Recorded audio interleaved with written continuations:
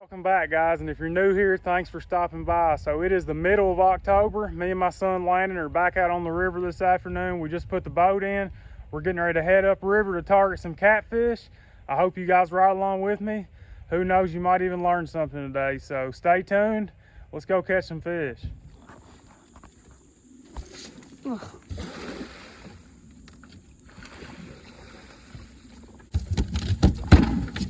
Well, that'll work. Hopefully we can get something else too.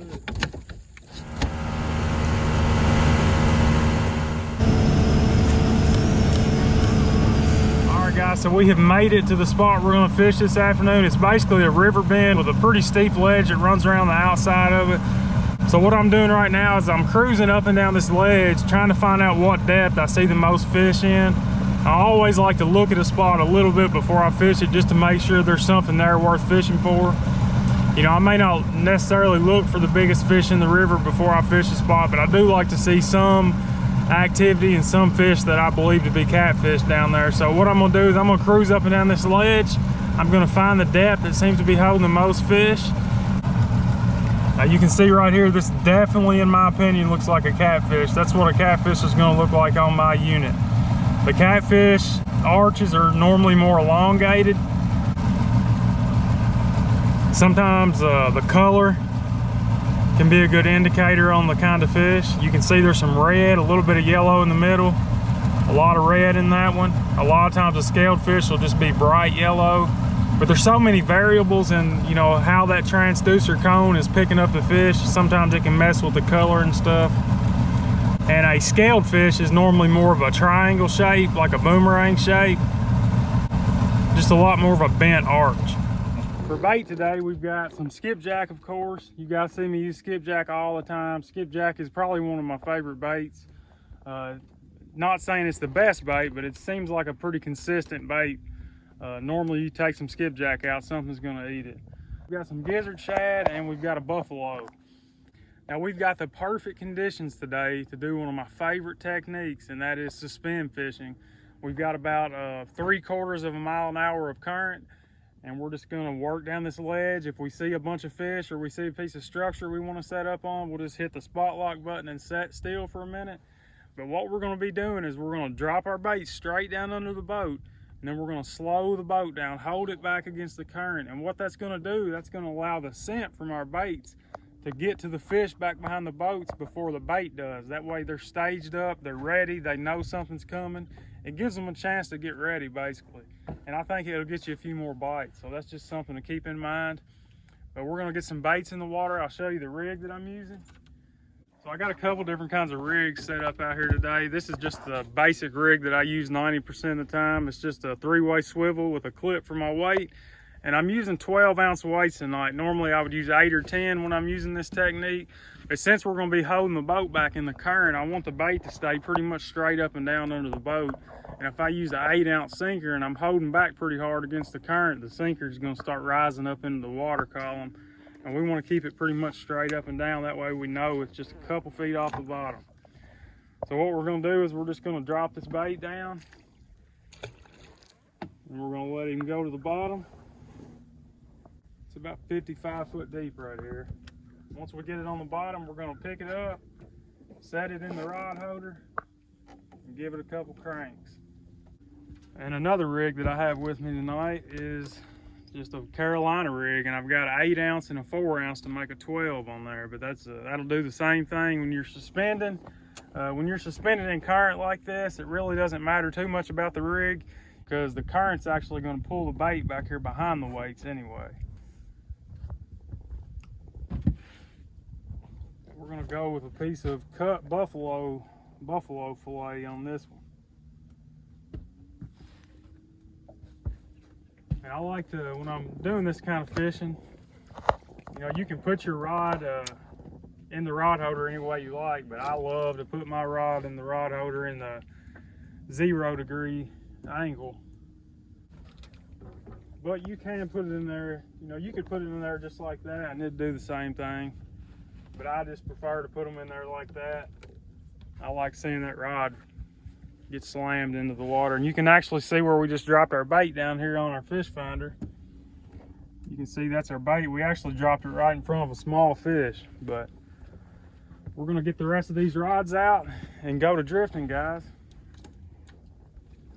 Oh, and I did forget, we ended up catching a small moon eye. That's a really good bait right there as well. That's just a little one, a baby, but at some point tonight we'll cut him up and throw him on there. Probably just put him on their hole actually, since it's a little one.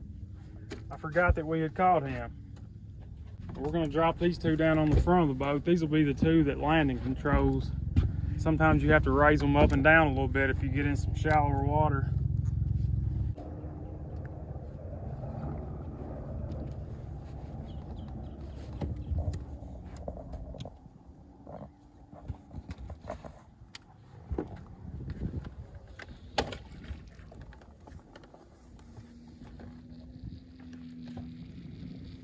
Yeah, all right, so we got all of our baits in the water, dropped down the bottom. So what I'm going to do now is I'm going to turn the spot lock off.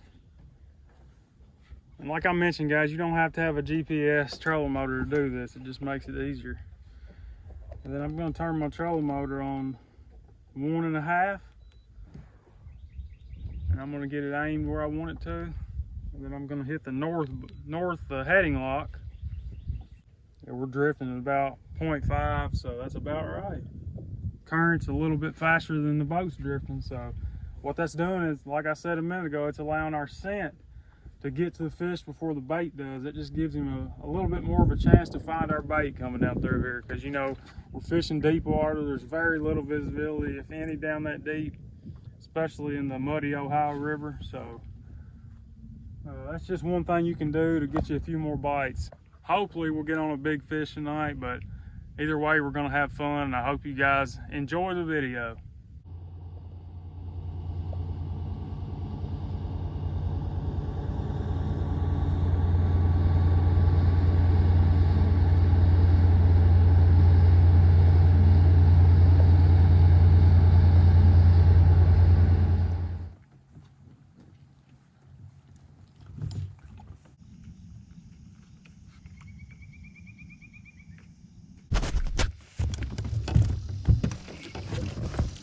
He's taking drag.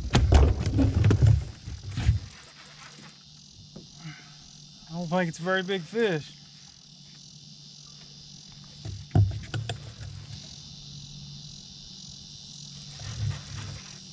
That's what I love about this suspended fishing, man. When those fish hit, you'll think every one of them's 100 pounds. But like this one, he peeled drag, had the rod down in the water.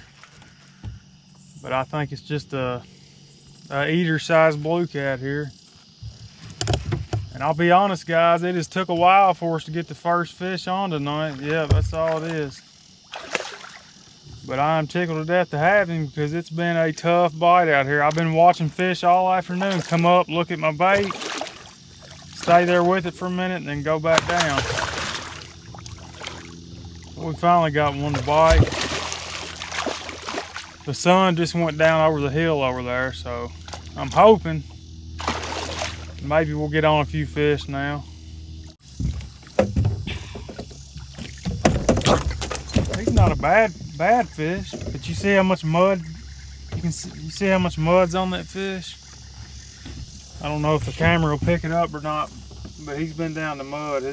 Even up on his back, he's got mud all over him. So you know, it takes a while for that mud to come off, but he's definitely been down in the mud either today or within the last couple days. So we may be too late. You know, they might have bit yesterday. But you can tell he's been down deep. You can tell by the color of him, he's been down deep, down in the mud.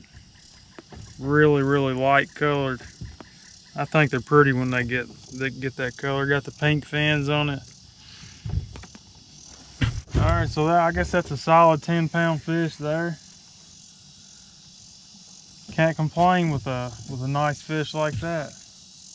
Not on the Ohio River anyway. So as you guys can probably already tell, the bite was extremely tough out on the river this afternoon. And you know, that's the way it goes a lot of times. Sometimes there's just nothing you can do to get these fish to bite. And this afternoon was just one of those days. But either way, I still want you guys to try some suspend fishing if it's something you've never done before. It's a great technique, especially this time of year in the fall. The fish are on the move, and it's just a great natural presentation to put a bait right in front of as many fish as you can. Now, this is not a technique that I use all the time, but if you find the right conditions for it, it's hard to beat. Anytime you have current 1 mile an hour or less, it's a great technique. Now, if there's no current at all, you may be better off to drag baits. And if there's a lot of current, say 1 mile an hour plus, that's when I would probably bump bottom or just anchor fish, just depending on the bottom, the area I'm fishing, and what I'm fishing for, And that's one thing I forgot to mention. Suspend fishing is mainly a blue catfish technique, but you can also catch a lot of channel cats using this technique if that's the only fish in your area. And especially in the fall, when the fish are on the move, like I said, when the flatheads are on the move, you can catch a lot of flatheads suspend fishing as well. It has got to be the easiest technique out of all catfish techniques. There's no anchor ropes, no planer boards. You're just dropping your baits down. You might have to hit the trolling motor a little bit every now and then. Maybe you'll get one hung up every now and then, but either way, you're basically dropping them down and waiting on a bite. And when the fish are biting, you'll get a lot of bites doing this. And you'll catch some big fish doing this. It's a great way to fish all year long, but like I mentioned, in the fall, it really shines because these fish are using these ledges to travel, and you can drift down these ledges, suspending your baits, and just really wear them out a lot of times. So I hope you guys enjoyed the video, and if you're new to this style of fishing, or maybe new to catfishing in general, I hope that you learned something. And if you're new to my channel, I'd appreciate if you went ahead and subscribe. That way you don't miss the next video. But I want to thank you guys for watching. God bless, and we'll see you in the next one.